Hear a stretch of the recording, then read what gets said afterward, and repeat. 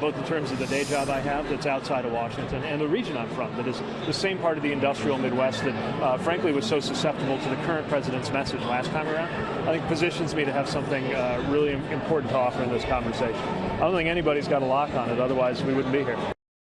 All right, Pete Buttigieg is now making right now what seems to be, whether you like what Buttigieg is talking about or whether you argue that 8 years experience being, the mayor of South Bend, Indiana is going to move the needle. But right now he is certainly moving in polls at number 1, 2, or 3 in key early states, including Iowa, including New Hampshire, and once officially making his entrance into the race known. Remember, he had scored an exploratory committee, $1 million raised in that brief interim. He has raised close to $9 million to date. And this was a guy who was unknown pretty much to the world, but getting quickly known to the world right now. Democratic fundraiser, donor, national real estate developer, Don Peebles on all of that.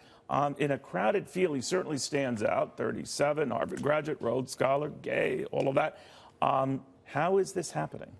One, he's unknown and he'll soon be forgotten. I mean, in the end of the day, Democrats are desperately looking for a candidate with charisma who can emerge from the pack with new ideas. I think one of the challenges is that the Democratic crop right now is kind of just like follow the issue.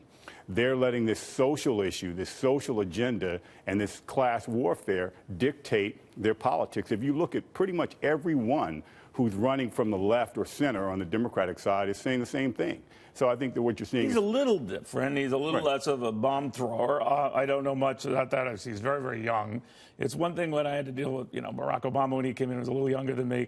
This guy could be my son, so that's another thing. But having said that, what do you think that's registering here? I mean, he's taken Beto off the front pages for a while, but maybe they all take turns. What's going on here? I mean, I think the Democrats in the media, the liberal media, is searching for a candidate, searching for someone that everyone can kind of get behind.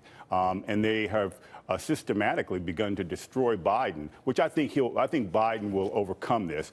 And Biden should be the one who runs. He should be the nominee. But who is targeting Biden? There's a lot of reports that it's Sanders people. You don't know the origin of these stories that come out, but that I've noticed just reading a lot of the press, there are a lot more editorials that zing Biden right now. This guy the mayor is getting a good deal of attention, just as Beto O'Rourke was. It's like Democrats among themselves are wrestling. Do we want someone old, seasoned, and been there a long time, or do we want someone new and fresh? Where are they? Well, if we want someone seasoned, experienced, and qualified, that eliminates the current crop, doesn't it? And so they're all united because Biden creates a problem for all of them.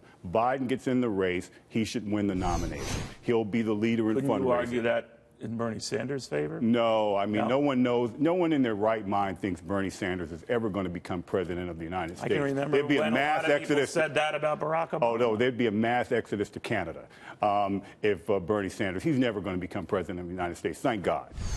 The Democrats who will not vote for him. But we elected an African-American president of the United States. The same sentiment is building. We'll never elect a gay person president of the United States. What do you think? That's different, though, in terms of where people stand. Americans look at where a candidate stands, where their leader stands. Well, we don't really know where the mayor stands on a lot of stuff, which might help him, right? We know a little bit that he's a little more pragmatic than some of them, a little lower key. What do you think? The media gives it. The media takes it away. You're right. And he's the flavor of the moment. He's got his 15 minutes. AOC has had her 15 minutes, and now the party establishment is united against taking her out. So I think that, they're searching. But ultimately, there's this effort, this concerted effort by those who want change, those who are on the far left, to try to stop Biden, because if he gets in, he's going to have the broadest appeal, and he is the best chance for the Democrats to regain the presidency. When he's run in two other campaigns, and I'm talking, before he became Barack Obama's vice president, not impressive. And now, obviously, things have changed. It's a different world. I get that. But maybe they're putting their chips on a guy who might not get it done. But we got to look at who he's running against. Politics is all about who your opponent is. Right. And so Biden's opponent will be Donald Trump. And So you don't give much credence to the Bill Weld challenge? No, Donald Trump's going to be the Republican nominee for president unless he chooses not to run. And if he chooses not to run, then there is an open field. But otherwise, he will be the nominee. And if you look at his policies, they are far less offensive to the majority of the country as his rhetoric and his messaging. I think we all want to see some form of border control. We all want to see a strong economy. We all want to see an expanding economy. We all want to see a stronger America.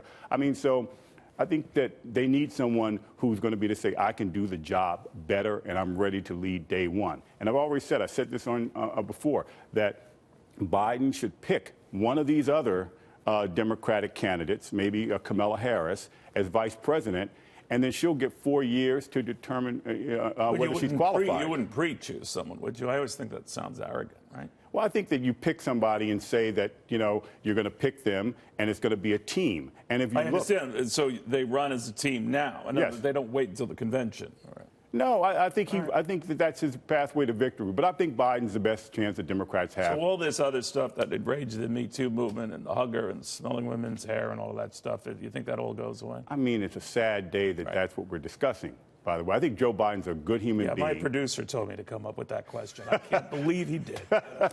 So let me get your take on the mood of the nation right now. To hear a lot of the Democratic candidates talk about it, we got to raise taxes. Bernie Sanders yesterday saying that it's the only way you can sort of rectify this gap, this wage gap, this wealth gap that exists in this country.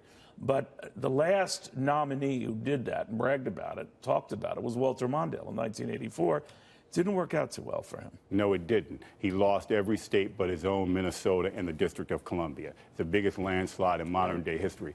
I mean, the Democrats have got to get away from equalizing our system by bringing people down. It needs to go the other way. They need to start pushing people up. There's not one idea from any of these candidates yet about how to move people up, move them out of poverty, move the middle class up higher. We are an upwardly mobile country, and that's what Americans want. People immigrate here not to get comfortable at the bottom, but to move up. That's the promise of America. And if they don't recognize that, they will lose the presidency. All right. The president, if you think about it, won 4 or 5 industrial states by about 70,000 votes. That's it, the election electorally in his favor. Do you think he wins all those key states again? He doesn't have to win but one. I mean, he's got to hold Florida, which by all, look at what happened in the midterm. I supported Andrew Gillum. Andrew Gillum should have won that, I thought, and he still lost. I mean, if he can't win Florida, I mean, Trump is going to likely win Florida without dramatic change there. And so all he has to do is pull out of Wisconsin, Pennsylvania, or Michigan. And I think that's where that's where Joe Biden comes into play. I don't think there's another candidate that wins all 3 of those. All right. We watch very, very closely. Very good seeing you, my friend. Dan Peebles. Still regret not running for mayor? I mean, I think de Blasio has made a mess of it, so I certainly would have wanted to see somebody run. All right. I think I said Don, obviously. Don. Thank you very, very much. Congratulations. We're following your career very, very closely.